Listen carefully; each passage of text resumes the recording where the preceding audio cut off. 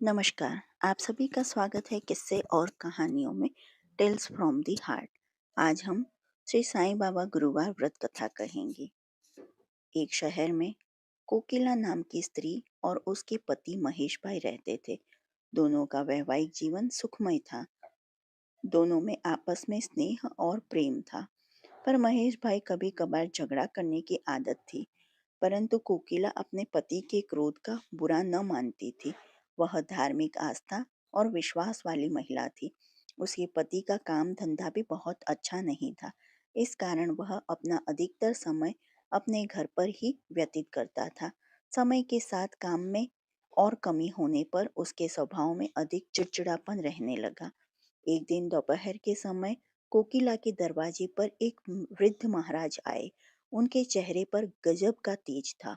वृद्ध महाराज की भिक्षा मांगने पर उसे दाल चावल दिए और दोनों हाथों में से उस वृद्ध बाबा को नमस्कार किया। बाबा के आशीर्वाद देने पर कोकिला के मन का दुख उसकी आंखों में छलक आया। इस पर बाबा ने कोकिला को श्री साईं व्रत के बारे में बताया और कहा कि इस व्रत को 9 गुरुवार तक एक समय भोजन करके करना चाहिए। पूर्ण विधि विधान से पूजा करने और साईं बाबा पर अटूट श्रद्धा रखना, तुम्हारी मनोकामना जरूर पूरी होगी। महाराज के बताए अनुसार कोकिला ने व्रत गुरुवार के दिन साईं बाबा का व्रत किया और 9वें गुरुवार को गरीबों को भोजन भी दिया। साथ ही साईं पुस्तक के भेंट स्वरूप दी। ऐसा करने से उसके घर के झगड़े दूर हो गए और उसके घर की सुख शांति में वृद्धि हुई। इसके बाद दोनों का जीवन सुखमय हो गया। एक बार उसकी जेठानी ने बातों बातों में उसे बताया कि उसके बच्चे पढ़ाई नहीं करते। यही कारण है कि परीक्षा में वे फेल हो गए। कोकिला बहन ने अपनी जेठानी को श्री साईं बाबा के 9 व्रत का महत्व बताया। कोकिला बहन ने के बताए अनुसार जेठानी ने साईं व्रत का पालन किया। उसके थोड़े ही दिनों में उसके बच्चे पढ़ाई करने लगे और बहुत अच्छे अंकों से पास हुए। साईं बाबा 9 गुरुवार व्रत। साईं बाबा व्रत को कोई भी साधारण जन कर सकता है। यहाँ तक कि बच्चे भी इस व्रत को कर सकते हैं। साईं बाबा अपने भक्तों में किसी प्रकार का कोई भेदभाव नहीं करते। उनकी शरण में अमीर गरीब या किसी भी वर्ग का व्यक्ति आए, उसकी कार्य सिद्धि अवश्य पूरी होती है। साईं बाबा व्रत एक बार शुरू करने के बाद नियमित रूप से 9 गुरुवार तक किया जाता है।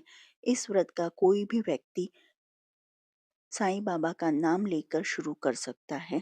व्रत करने के लिए प्रातः स्नान करने के बाद साईं बाबा की फोटो की पूजा की जाती है। साईं बाबा की फोटो लगाने के लिए सबसे पहले पीले रंग का वस्त्र बिछाएं। इस पर साईं बाबा की प्रतिमा या फोटो लगाई जाती है। इसे स्वच्छ पानी से पोंछकर इस पर चंदन का तिलक लगाया जाता है। साईं बाबा की फोटो पर पीले फूलों का हार चढ़ाना चाहिए।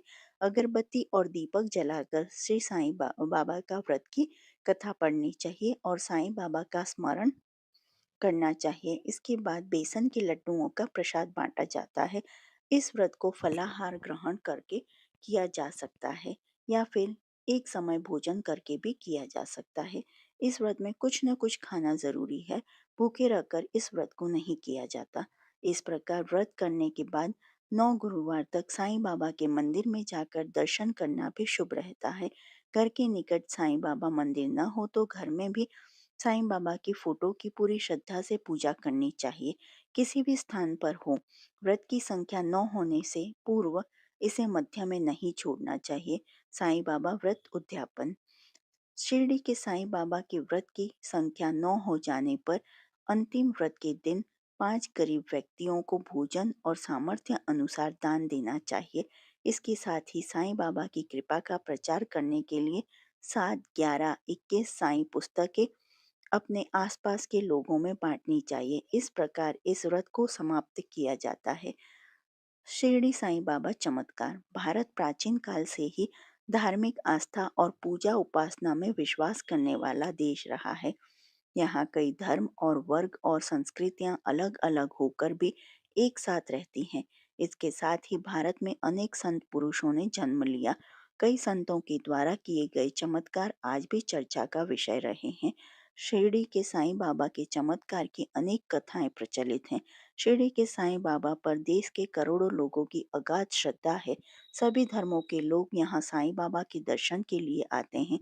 यही कारण है कि साईं बाबा संस्थान की प्रसिद्धि भी इसके साथ ही बढ़ती जा रही है। यह साईं बाबा का चमत्कार नहीं तो और क्या है। आज भी देश भर में बाबा के नाम पर छोटे बड़े 80,000 से अधिक मंदिर हो गए हैं। आरती आरती श्री साईं गुरुवारे की परमानंद सदा सुरवर की, जाकी कृपा विपुल सुखकारी, दुख शोक संकट भय हारी। शिरडी में अवतार रचाया, चमत्कार से तत्व दिखाया, कितने भक्त चरण पर आए, वे सुख शांति चिरतन पाए। भाव धरे जो मन में जैसा, पावत अनुभव वो ही वैसा। गुरु की उदी लगावे तन को, समाधान लाभत उस मन को। साईं नाम सदा जो गावे, सो फल जग में शाश्वत पावे। गुरु वासर करी पूजा सेवा, उस पर कृपा करत गुरुदेवा। राम कृष्ण हनुमान रूप में, दे दर्शन जानत जो मन में। विविध धर्म के सेवक आते, दर्शन कर इच्छित फल पाते। जय बोलो साईं बाबा की, जो बोलो अवधूत गुरु की। साईं दास आरती गावे, घर में बसी सुख मंगल पावे। जो आपको साईं बाबा की ये कथा पसंद आई हो तो please like share and subscribe करें। देखने के लिए धन्यवाद। जय हिंद, जय भारत।